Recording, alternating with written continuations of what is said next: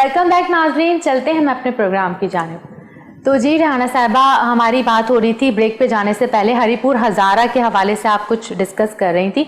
तो आप मुझे ये बताइएगा कि आपकी जो फाउंडेशन है उसकी नेटवर्किंग के हवाले से अगर बात की जाए तो आप पाकिस्तान के किन किन शहरों में जो है अपनी खिदमत अंजाम दे रही हैं? अब तक जी हम थर जा चुके हैं, हम कोयटा गए हैं। इसके अलावा जी सिंध के बैकवर्ड एरियाज़ जो थे उसमें कुछ ऐसे एरियाज़ थे जो हमने विज़िट किए हैं, और हरिपुर हज़ारा में हमने किया है, नौशहरा में किया है।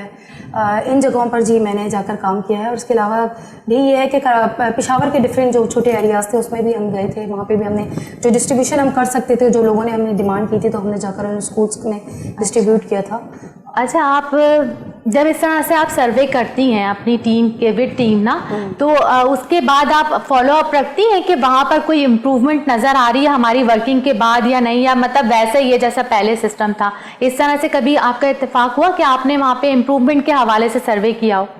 जी बिल्कुल, जब हम उन स्कूल्स के अंदर जाते हैं जाहिर सी बात है फिर कुछ अरसा बाद दोबारा हमारा वहाँ चक्कर लगता है, उससे भी हमें पता लगता है। और दूसरा, हमारा कांटेक्ट में रहते हैं वो स्कूल्स। अच्छा। हम उनसे पूछते रहते हैं, और वहाँ के जो है जब हमारा दोबारा चक्कर लगता है तो वहाँ के बच्चों से, पेरेंट्स से, उनसे हमारी बातचीत होती रहती है, तो चीज़ें क्लियर होती रहती हैं। और वैसे भी हमें काफ़ी ऐसी चैनल्स के थ्रू, डिफरेंट उसके थ्रू हमें पता चलता रहता है कि क्या हो रहा है, क्या नहीं हो रहा है, इंप्रूवमेंट आ रही है, नहीं आ रही है। लेकिन माशाल्लाह अब तक जिन जगहों पर हमने काम किया तो काफ़ी इंप्रूवमेंट हमें दिखी है। अच्छा रेहाना साहिबा, मुझे ये बताइएगा कि जब आपने अपनी फाउंडेशन का जो आगाज़ किया था इनिशियली स्टेज पर, तो आपको किन मुश्किलात का सामना करना पड़ा? क्योंकि अमूमन ये होता है कि मतलब कोई ना कोई बंदा ऐसा ज़रूर होता है जो लेग पुलिंग कर रहा होता है आपकी, कि आप आगे ना बढ़ो, आप अच्छा कोई काम ना कर सको। तो आपको इस हवाले से किन किन मुश्किलात का सामना करना पड़ा? जी बहुत अच्छा क्वेश्चन आपने किया कि वाकई इस तरह से बहुत होता है हमारे माशरे के अंदर कि आप जब, और स्पेशली आप जब लेडी होती हैं तो फिर ज़्यादा इस किस्म के वो होता है कि जिस तरह हमने जेल में काम स्टार्ट किया तो बहुत डराया गया हमें कि कोई ना कोई, मतलब जिस तरह से एक्टिविटीज़ के दौरान कुछ ऐसा हो जाता था तो लोग हमें डराया करते थे कि बच्चे, जाहिर सी बात है वो जेल है, वहाँ पे बच्चे तंग हैं, बेजार हैं। बाज़ बच्चे ऐसे हैं 3-3 साल से हैं, उनके आगे पीछे कोई पूछने वाला नहीं, उनकी ज़मानत करने वाला कोई नहीं है। तो हमने जब एक्टिविटीज़ बच्चों को करवा रहे होते तो शॉर्पनर देते थे, तो वो क्या करते थे कि वो शॉर्पनर छुपा दिया करते थे। तो फिर बाद में हमें मना किया गया उसी दिन। जाहिर सी बात है वो तो देख रहे होते, उन्होंने कहा कि बच्चों से शॉर्पनर वगैरह आप ले लें, क्योंकि ये जो है फिर बाद में जी अपना ये काट देते हैं और इस किस्म की हरकतें करते हैं, उनको तो इतना वो नहीं होता। तो जाहिर सी बात है उस किस्म की हरकतें करते हैं। और काफ़ी ऐसे लोग थे जो हमें डराया करते हैं कि अगर आप जेल के अंदर जा रही हैं तो ये खुद कुछ ऐसा कर आप पे इल्ज़ाम लगा सकते हैं और आप पे इस किस्म की बात बना सकते हैं। लेकिन माशाल्लाह जो मैं गई हूँ और मैंने देखा है कि जेलों के अंदर जो है बहुत सेफ सिस्टम है, ऐसी कोई बात नहीं। इतना स्टार्ट में डराया गया कि आप छोड़ दें, बस आप डर जाएं कि आप ये काम मैं क्या करने जा रही हूँ, पता नहीं मेरे साथ क्या होने वाला है, आगे क्या हो जाएगा। लेकिन एक जज्बा था कि कौन जाएगा जेल के अंदर, और उस तरह से कोई नहीं करता तो मैं करूँ जाकर, इन बच्चों को पढ़ाऊँ। जाहिर सी बात है वो बच्चे जिस बैकग्राउंड से आए हुए होते हैं उनका भी कसूर नहीं होता, जाहिर सी बात है वो छोटे होते हैं, उनका माइंड इस तरह से बना दिया जाता है और उनको इस काम में डाल दिया जाता है। इसी तरह जब हम ट्रांसजेंडर्स की कॉलोनीज़ के अंदर जाते थे तो इतना हमें डराया गया कि पता नहीं ये क्या होते हैं ये लोग और आपके साथ क्या कर देंगे, कि बिल्कुल बंदा डर के छोड़ दे के ये कहाँ मैं जा रही हूँ। लेकिन जब हम गए वो इतने कोऑपरेटिव माशाल्लाह, इतना उनके अंदर स्किल्ड है और इतनी उनके अंदर एनर्जी है और वो चाहते हैं कि तालीम उनको मिले, बिल्कुल अच्छे तरीके से मिले ताकि वो इज्जत से कमाएं। इतनी अच्छी उनकी सोच है, इतनी अच्छे तरीके से वो बात करते हैं कि आपका दिल खुश हो जाता है कि ये क्या है और हमें क्या बताया जा रहा था, लोग क्या बोल रहे थे। तो होता है काफ़ी इस किस्म की चीज़ें आ जाती हैं। नहीं बिल्कुल, ट्रांसजेंडर के हवाले से अगर बात की जाए तो उनमें कम से कम एक चीज़ ये मैंने देखी है कि जराइम में मुलविस नहीं होते। वो जैसे भी सर्वाइव करते हैं, जो भी करते हैं, लेकिन वो जराइम में मुलविस नहीं होते। और वो तो खुद एक बहुत मासूम सी, बहुत कह लें कि बहुत मासूम सी एक जो है वो क्या कह सकते हैं हम उसको, कि कौम है एक बहुत मासूम सी। अच्छा, इस हवाले से मैं आपसे ये बात करना चाहूँगी कि एजुकेशन के हवाले से आप काम कर रही हैं, एजुकेशन के सिस्टम को लेकर। तो कोविड-19 के दौरान आपने किस किस तरह से खिदमत अंजाम दी? क्योंकि उस वक्त तो बिल्कुल ही एजुकेशन का सिस्टम समझने के बिल्कुल इंटरप्ट हो गया था, तो आपने उसमें जो है अपनी किस तरह से और कैसे खिदमत अंजाम दी? जी उस टाइम हमने अपने काम को थोड़ा सा चेंज किया क्योंकि बिल्कुल एजुकेशन स्टॉप हो गई थी और स्कूल्स बंद हो गए थे और उसमें तालीम पे तो काम हो नहीं सकता था। और उस वक्त की ज़रूरत के हिसाब से जब हमने देखा कि अब हम क्या कर सकते हैं, तो सबसे मेन जो चीज़ हमारे सामने है उस वक्त भूख थी। कि जो गरीब था, जो रोज़ का कमाने वाला जो तबका था ना, वो जब घर बैठ गया और वो एक बंदा जो उनके घर का कमा रहा था और उसने भी कमाना छोड़ दिया तो फाके आ गए। और उस वक्त तो लोगों की हालत इतनी बुरी हो गई थी कि खाने के अलावा कोई काम हो ही नहीं सकता था।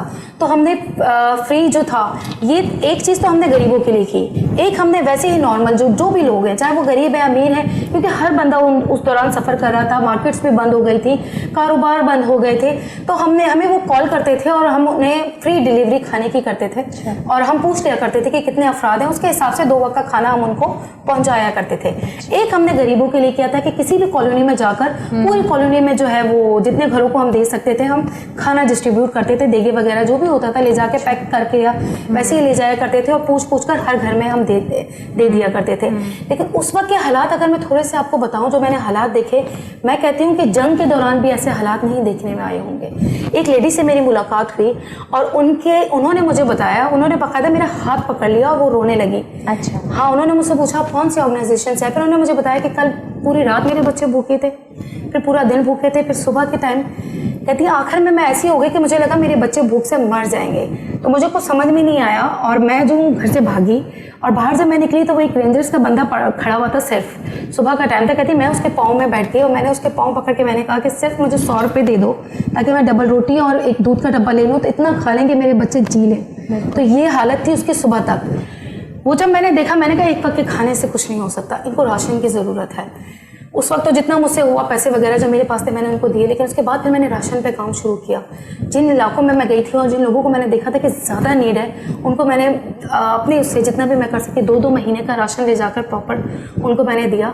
और इसके अलावा जहाँ जहाँ मैं जाती थी मेरी नज़र में आ जाता कि वाकई इस घर को ज़्यादा ज़रूरत है, और ये सफ़ेद पोश जो है लोग नहीं बोलते, बाज़ लोग ऐसे होते हैं ये मुँह से नहीं बोलते, नहीं मांग रहे, तो मैंने उनको ले जाकर अपनी तरफ से जितना भी मुझसे होता था, मैं चाहती थी कि ज़्यादा दिन का दे दूँ ताकि कुछ गुजारा हो जाए। ये नहीं कि सिर्फ एक बना दिया और कुछ दिन का बस उसमें डाल दिया और एक हफ्ता भी फिर वो ना चला, क्योंकि पास घरों के अंदर ज़्यादा लोग होते हैं। देखने में तो इतने छोटे छोटे इन कॉलोनीज़ के घर होते हैं। एक दफ़ा, अच्छा वो मैं किस्सा आपको सुनाती हूँ, लेकिन मैं पहले बताती हूँ कि देखने में छोटे होते हैं लेकिन अफराद ज़्यादा होते हैं, उसके अंदर काफ़ी ज़्यादा लोग होते हैं। एक दफ़ा का था कि हम गए एक जगह, मैंने अपने हस्बैंड से कहा कि तो सिर्फ 5 घर हैं, इतना ज़्यादा क्यों लेकर आए? और जब उन 5 घरों के अंदर से जब लोग निकलना शुरू हुए ना, बच्चे और औरतें, और वो माशाल्लाह वो खाना जो हम लेके गए थे वो कम पड़ गया। तो माशाल्लाह उनके बच्चे ज़्यादा हैं, वो अफराद ज़्यादा होते हैं घरों के अंदर, इतने ज़्यादा, मैं तो हैरान होती थी कि रहते कैसे हैं। बिल्कुल, लोअर क्लास जितने भी होते हैं वो जॉइंट फैमिली सिस्टम के तहत जो है वो जिंदगी गुजार रहे होते हैं। मेरी कोशिश होती है मैं ज़्यादा से ज़्यादा दे सकूँ उनको राशन दूँ ताकि कुछ काफ़ी अर्सा इनका गुजारा हो जाए।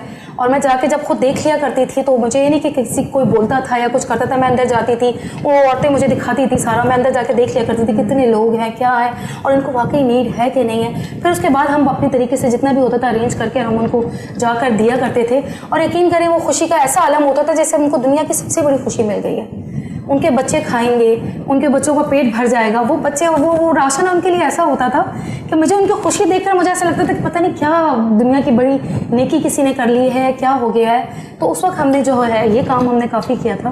बिल्कुल, हमें इस हवाले से भी सोचना चाहिए कि हमारे मुल्क में जो अचानक से इमरजेंसी नाफिज हो जाती है किसी भी हवाले को लेकर, तो वहाँ पर हम जो है अपने गरीब तबके के बारे में नहीं सोचते कि उनके पास कोई स्टॉक नहीं होता कि वो अपने लिए किसी चीज़ को मतलब ग्रॉसरी कुछ लेकर ऐसी रख लें कि जो वो सरवाइव कर सकें।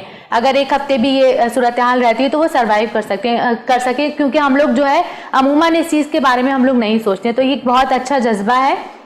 अच्छा, मुझे ये बताइएगा, जब कोविड-19 के दौरान आपने मतलब बहुत सारे क्राउडी एरियाज़ में जाकर आपने जो है वर्किंग की होगी, तो उस हवाले से मतलब आपको ये डर नहीं लगा कि अगर अल्लाह ना करे खुदा न खास्ता ये बीमारी हमें ना लग जाए, और अगर लग जाती है तो हम क्या करते हैं, हमारे पास उसके लिए कोई अल्टरनेट, कुछ सोल्यूशन है, कुछ है?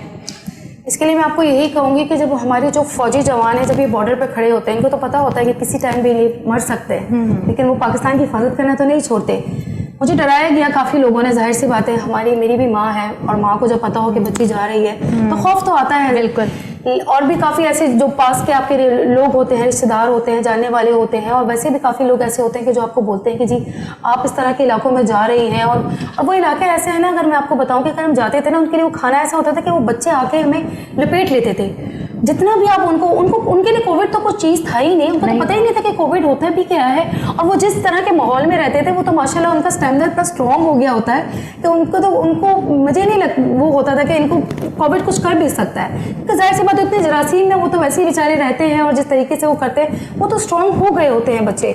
लेकिन साथ साथ ये है कि मुझे डराया गया काफ़ी हो गया, लेकिन वही जज्बा था कि कौन करेगा, कोई तो करेगा ना, कौन करेगा। अगर हर बंदा अपनी जान के उस पर डर कर बैठ जाए और कोई वो ना करे तो फिर तो हमारे पाकिस्तान का निज़ाम चल ही नहीं सकता। और भी तो इतने ज़्यादा लोग थे हमारे साथ, और भी इतने बच्चे थे जो जाते थे, जो माओ के प्यारे थे, लाडले थे, बास पैसे थे, बिल्कुल अकलौते थे, लेकिन फिर भी वो जज्बा, एक हिम्मत आ जाती है अंदर से, आप में एक ताकत आ जाती है। खुदा जब आपसे ये काम करवाता है ना, उस काम के लिए चुनता है, तो वो उसी हिसाब से आप में वो हिम्मत भी डाल देता है और फिर उसी हिसाब से आप स्ट्रॉन्ग भी हो जाते हैं। आप इन चीज़ों का खौफ, मौत का, ये वो हर बंदे के साथ एक दिन आनी है, लेकिन वो ख़त्म हो जाता है और आप में जो है ना एक अजीब सी एनर्जी आ जाती है जो आपको आगे बढ़ने पे माइल करती है और आपका दिल करता है कि आप चलें और करें। और बिल्कुल कहते हैं कि अल्लाह पाक जो है किसी को उसकी बर्दाश्त से ज़्यादा जो है तकलीफ नहीं देते हैं। और इसी तरह से जैसे गरीब तबके के हवाले से बात की जाए तो अल्लाह पाक उनको महफूज रखता है, क्योंकि अल्लाह पाक को ये पता है कि वो इस बीमारी को लेके सर्वाइव नहीं कर सकते, वो ये चीज़ बेयर नहीं कर सकते। तो ये चीज़ें भी कहते हैं ना, बीमारियाँ भी गरीबों के, जो अमीरों के जो है वो समझने के स्टाइल्स हैं। अच्छा, जिस तरह आपने पाकिस्तान के बहुत सारे शहरों में काम किया, तो कोयटा में भी काम करने का जो आपका तजुर्बा रहा है, तो वो कैसा रहा आपका तजुर्बा? तजुर्बात तो मेरी लाइफ में जितने भी आए हैं बहुत ही अच्छे रहे हैं और हम अपने तजुर्बात से ही सीखते हैं। वो थ्रू या तो हम किसी और के एक्सपीरियंस से सीख रहे होते हैं या जो चीज़ें हम पे गुजर रही होती है अपने एक्सपीरियंस से लर्निंग हो रही होती है। बहुत अच्छी बात है, लर्निंग होनी भी चाहिए। कोयटा का मेरा बहुत अच्छा एक एक्सपीरियंस रहा, क्योंकि मैं अक्सर ये देखती थी कि जितने भी फ्रूट्स वाले हैं रेडे ये जो लगाते हैं ठेले वगैरह, ये ज़्यादातर लोग जो है नहीं पढ़े लिखे नहीं हैं। मैं बिल्कुल भी मैंने देखा है पढ़े लिखे नहीं, इनके बच्चे भी नहीं हैं पढ़े लिखे। जिन भी कॉलोनीज़ के अंदर मैं गई हूँ मैंने देखा है कि कोयटा वाले जो बच्चे होते हैं वो पढ़े लिखे, उनमें तालीम नहीं है। तो मेरे दिल में एक चीज़ आई, क्यों ना इनको तालीम दी जाए और इनको भी पढ़ाया जाए, ताकि अगर ये हिसाब किताब और आगे किसी चीज़ में जाते हैं, बिज़नेस भी अगर स्मॉल बिज़नेस भी करें उसमें भी तालीम की ज़रूरत है। तो मैंने कहा कि मैं कोयटा के बैकवर्ड जो एरियाज़ हैं, जो ज़्यादा ऐसी जगह हैं जहाँ पर लोग जाके काम नहीं करें, मुश्किल है वो जगहें, मैं वहाँ पर जाके करूँ। तो मैंने वहाँ का जब सर्च किया तो मुझे पता चला कि वहाँ पे एक इलाका है जहाँ पे जो मुझसे पहले काम करे तो उनको शूट भी किया गया कि तालीम ना फैलाई जाए और तालीम को ना वो किया जाए।